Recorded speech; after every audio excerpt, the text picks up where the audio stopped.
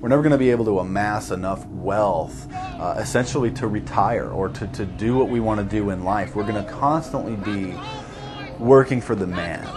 They're creating essentially a two-class system. So it's going to be an inner ruling elite and then everyone else. And I got news for you. You're everyone else. The New World Order that is currently being built revolves around creating a global technopoly ruled by the elite, in which they dominate and control a severely reduced populace, which they treat as their pets. In the New World Order, the people are the enemy. Internal documents released in March of 2009 reveal that the Department of Homeland Security is targeting citizens who discussed the New World Order, people with a Christian identity or sovereign citizens who argue that the government has gotten away from the intent of the Constitution and are strong states' rights advocates. People who are anti-immigration, stating, extremists will argue that immigrants are taking the jobs of U.S. citizens during times of high unemployment and without paying taxes. People who oppose the Federal Reserve banking system. People who display constitutional party or libertarian material. People who support Ron Paul.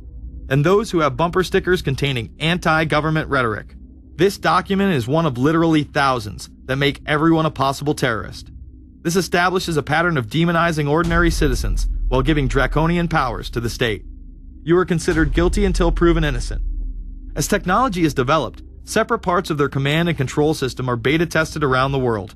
Here at home, Boy Scouts are being trained to take on returning veterans and disarm domestic extremists, while national programs such as City Year are training young people to serve the government.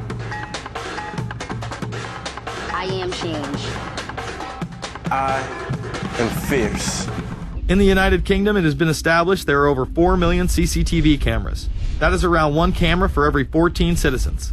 Their purpose is not to solve crime, as it takes 1,000 CCTV cameras to solve just one crime. It is to create a tattletale society in which everyone is under constant surveillance by the state and those around them.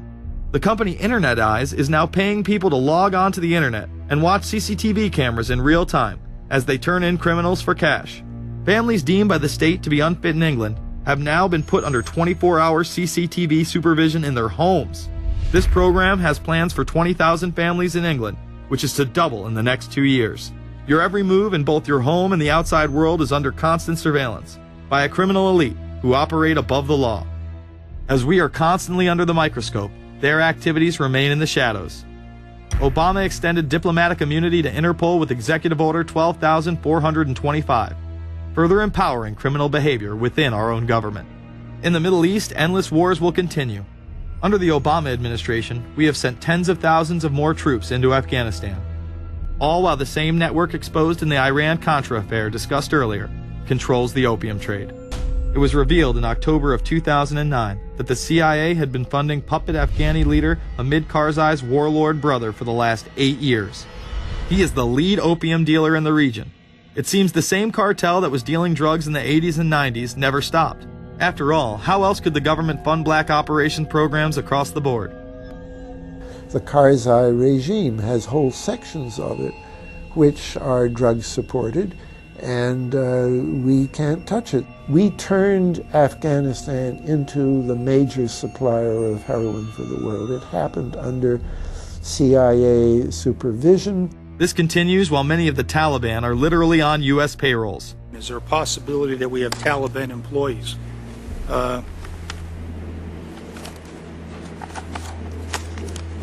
The commander in the field, or I should say the COCOM commander, General Petraeus, has made it a conscious effort to, as part of his coin strategy, to hire local nationals. I can't talk in this forum, nor am I the qualified guy to talk about it, but there is no doubt in my mind, one day you're on one side of the ledger, the other day you may be on the other side of the ledger. Biometrics have been instituted in both Afghanistan and Iraq, where individuals are subject to fingerprint devices, iris scanners, and electronic databases to screen local residents as well as DNA tests. This includes anyone within the populace of a combat zone. Someone has to go out there with the biometric registration equipment, take your iris scans, take your scans and get you registered in the system like that. As scary and tyrannical as these systems seem to be, none may be as dangerous as the implantable RFID microchip. Through various pretenses, including terror, security, and entertainment, the chip has been promoted and integrated into society. In 2001, following the 9/11 terrorist attacks, the Jacobs family became the first family to be injected with microchips in front of a live television audience. We have a Florida family who are really pioneers in a brave new world. They have volunteered to be the first ever to have microchip identification devices implanted into their body. After 9/11, I was really concerned with the security of my family. In 2004, the FDA approved the use of RFID technology to be implanted into human beings. However, studies dating back to the 1990s show the implantable microchip has been linked to cancer in animals. But this has not slowed the agenda of control. In Barcelona, trendies get chips in order to receive VIP status at the exclusive Baja nightclub. A simple swipe of the arm gets them in without a line, and it pays for their drinks too. The Mexican government also chipped employees for security measures in 2004.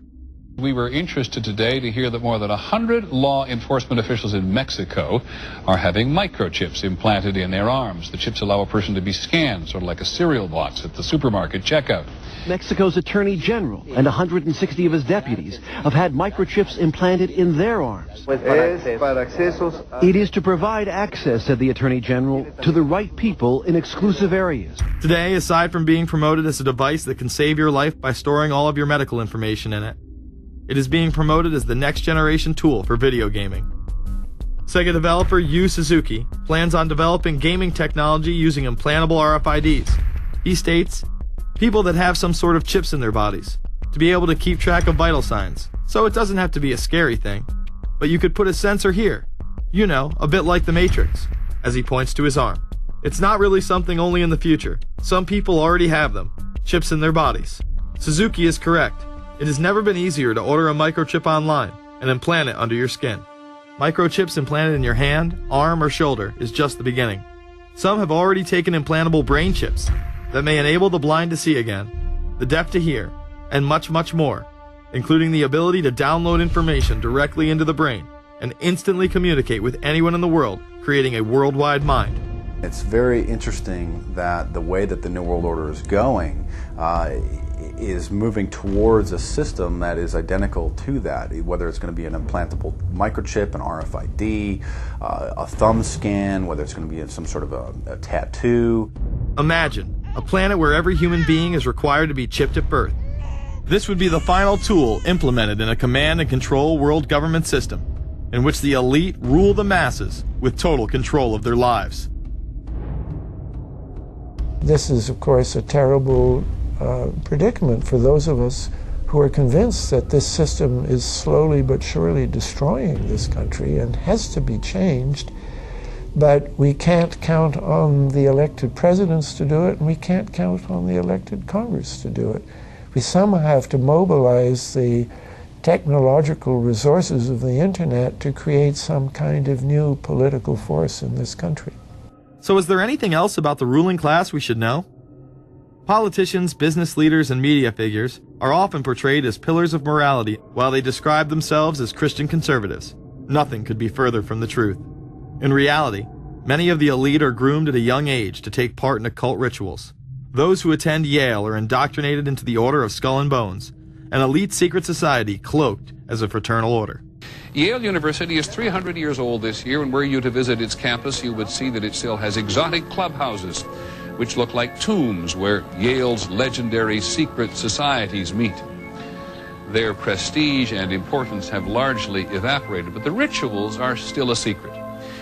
And so when we heard that some enterprising characters had managed to spy on the famous Skull and Bones Society, we couldn't resist.